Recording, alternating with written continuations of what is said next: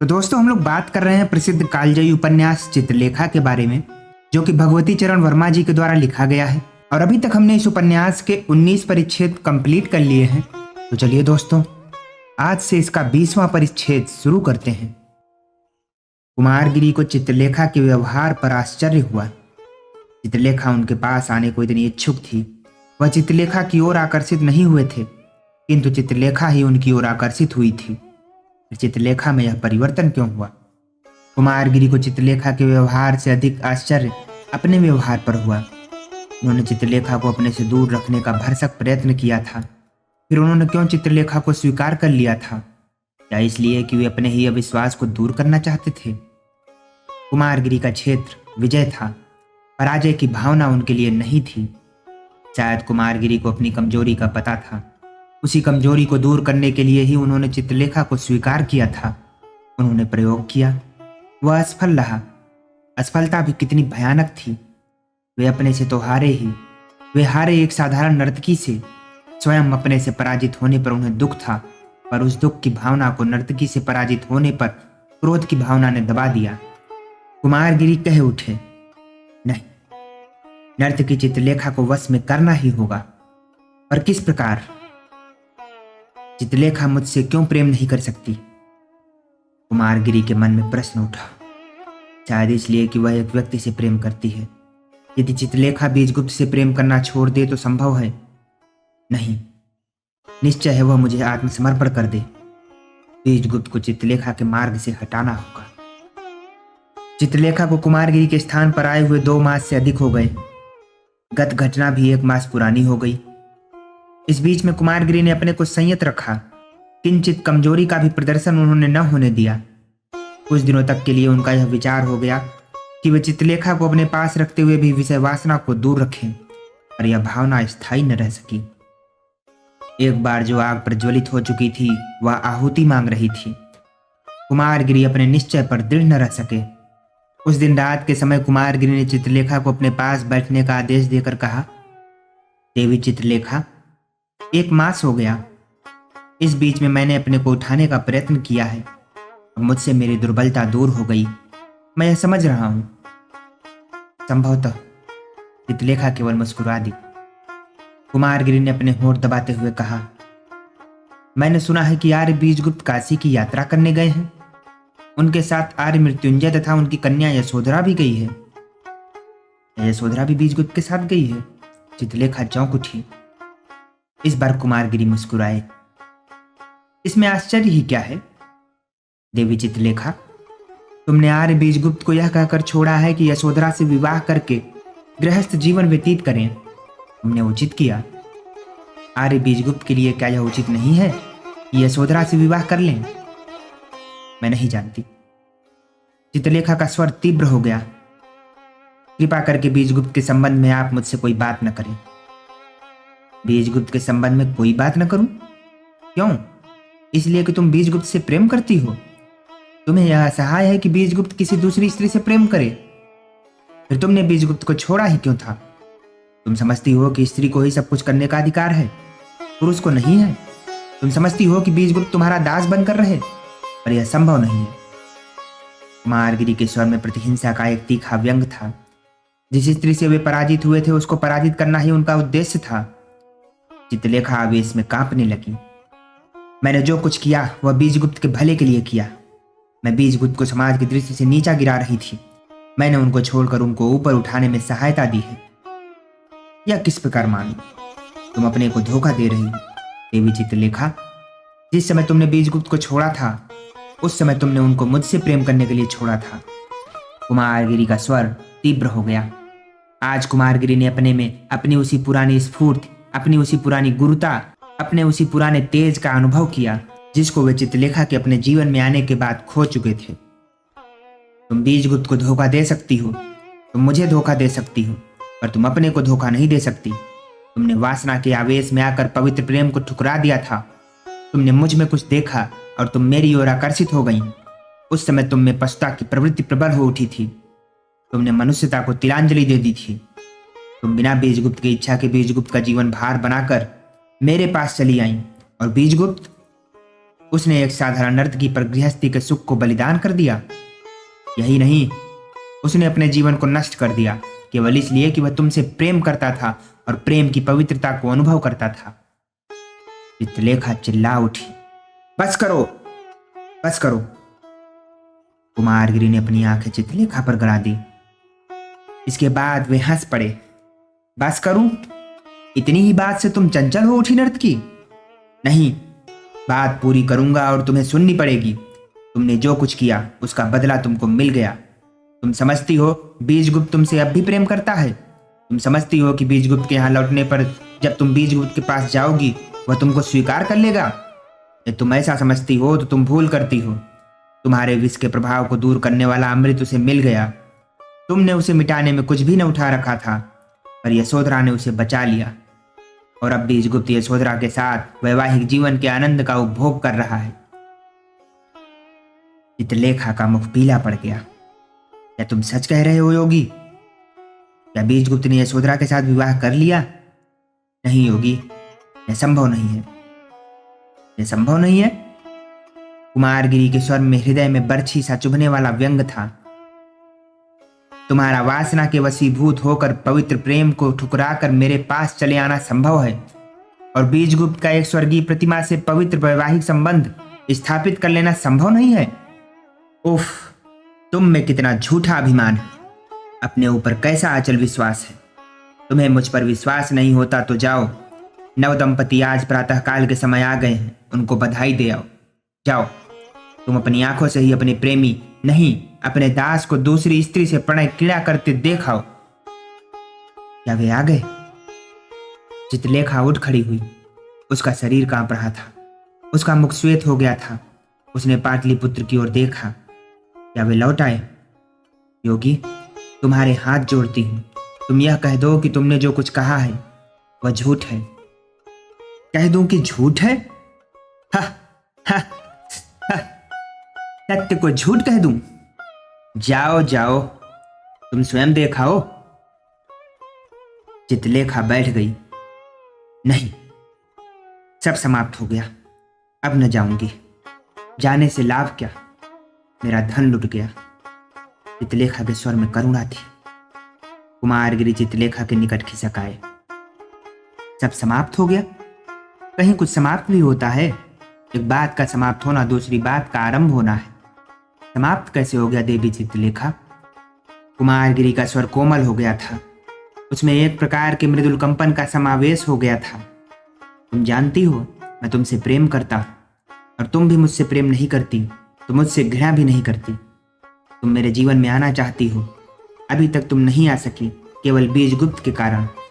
तुमने उसके जीवन को दुखमय बनाया, उसने तुम्हारे जीवन को दुखमय बनाया। बीजगुप्त ने एक आधार पा लिया, तुम्हें भी आधार न ढूंढना पड़ेगा। देवी चित्रलेखा, मैं तुमसे प्रेम करता हूं। कुमारगिरी ने चित्रलेखा का हाथ पकड़ लिया। चित्रलेखा ने अपना हाथ कुमारगिरी के हाथ में बिना किसी विरोध के दे दिया।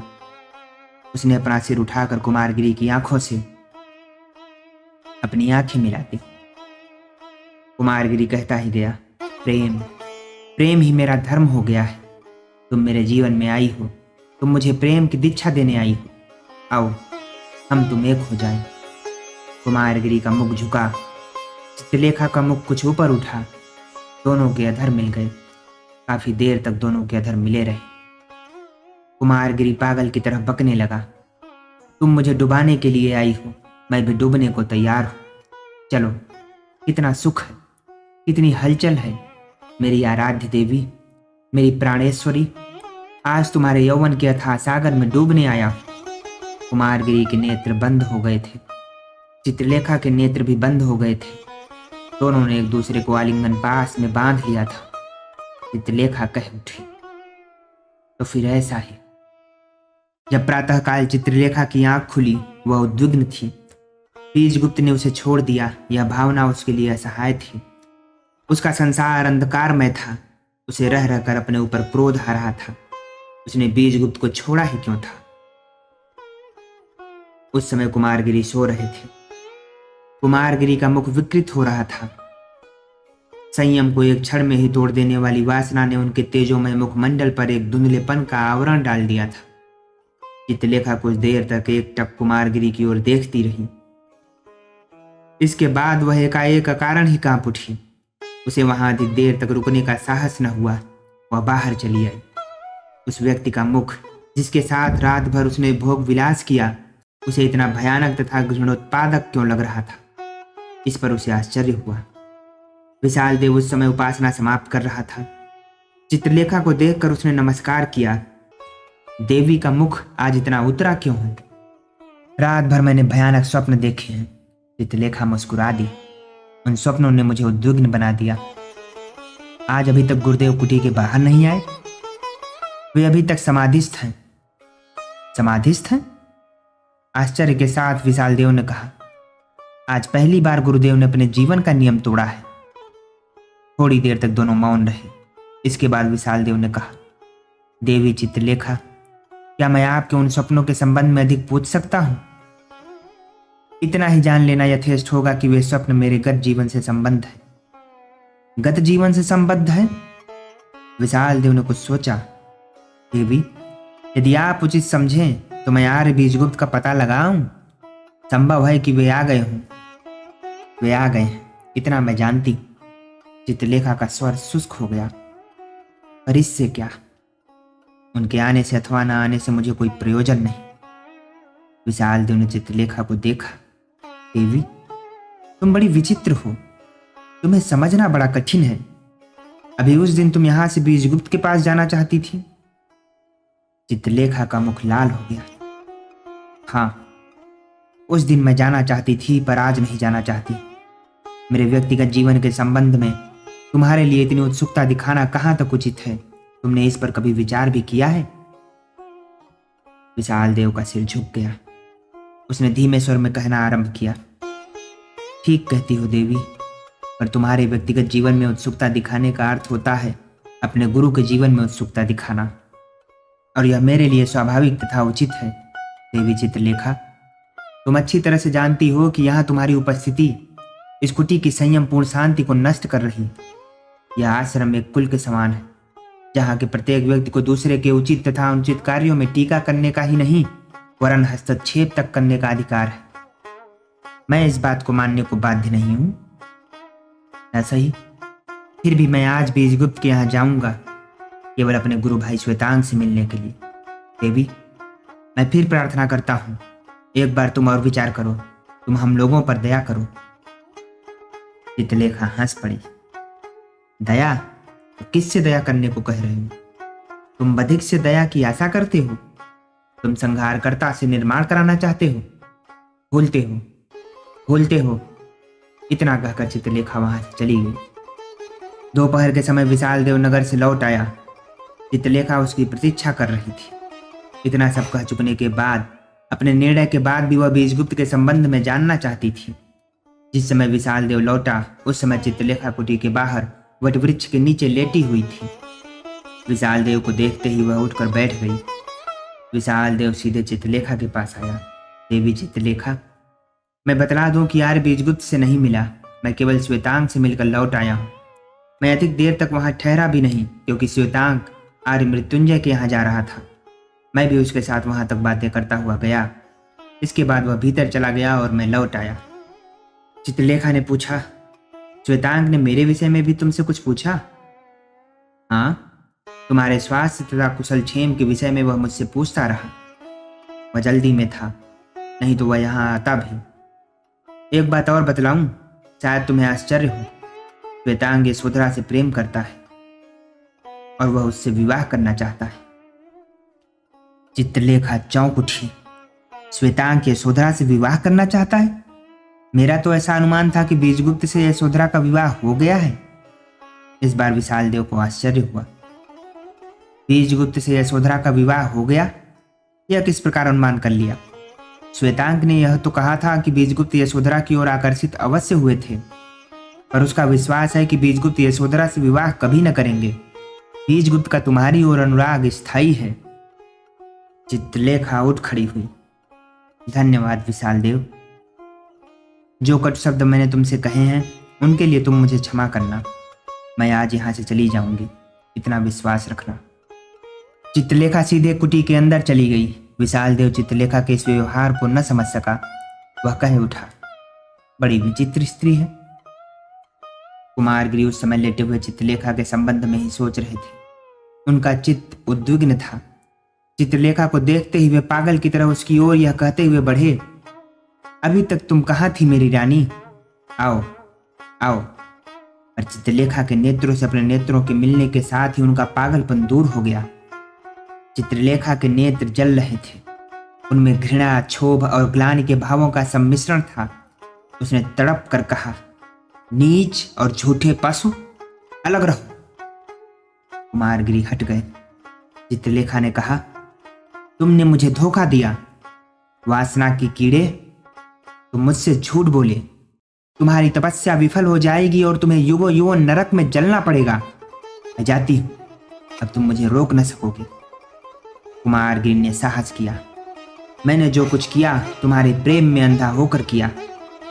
वासना के कीड़े, तुम प्रेम क्या जानो। तुम अपने लिए जीवित हो, ममत्व ही तुम्हारा केंद्र है। तुम प्रेम करना क्या जानो। प्रेम बलिदान है, आत्मत्याग ममत्व का विस्मरण है। तुम्हारी तपस्या और तुम्हारा ज्ञान, तुम्हारी साधना और तुम्हारी आराधना, यह सब भ्रम है, सत्य से कोसों दूर है। तुम अपनी तुष्टि के लिए गृहस्थ आश्रम की बाधाओं से कायरता पूर्वक संन्यास का ढोंग लेकर विश्व को धोखा देते हुए मुख मोड़ सकते हो। तुम अपनी वासना को तुष्ट करने के लिए मुझे धोखा दे सकते हो और फिर भी तुम प्रेम की दुहाई देते हो। कुमारगिरी को यह अपमान असहाय हो गया। वे खड़े हो गए। जाओ नर्तकी, मुझे तुम्हारी आवश्यकता नहीं। तुमने मुझे गिराया और तुम मुझे उठा भी रही हो। तुमने सिर्फ मुझे पराजित किया, मैंने भी तुम्हें पराजित किया। तुम मुझसे क्या कहती हो? पहले अपने को देखो। अपने मुख पर पाशविकता की छाया को देखने में तुम समर्थ नहीं हो सकोगी, इतना मैं जानता। जाओ, अपने साथ अपना अभिशाप लेती जाओ। कुमारगिरी आवेश में कांपने लगे थे। वे बाहर चले गए। दोस्तों, इस कहानी में अब काफी रोमांच बनता नजर आ रहा है और यह कहानी अब अपने अंत के करीब आ चुकी है। तो अगर अभी तक आप शुरू से ही हमारे साथ इस कहानी पर बने हैं तो आपको इसका सारांश समझ में आ गया होगा। बाकी अब इतना साथ दिया है तो आखिरी के 2 चैप्टर और साथ में जुड़े रहिएगा। ये कहानी आज भी उतनी ही जान लेकर चल रही है जितनी कि उस समय चल रही थी। आपसे अनुरोध है कि इस विषय पर अपनी टिप्पणी जरूर दें। कमेंट बॉक्स आपके लिए खुला है। मिलते हैं अगली वीडियो में, तब तक के लिए नमस्कार।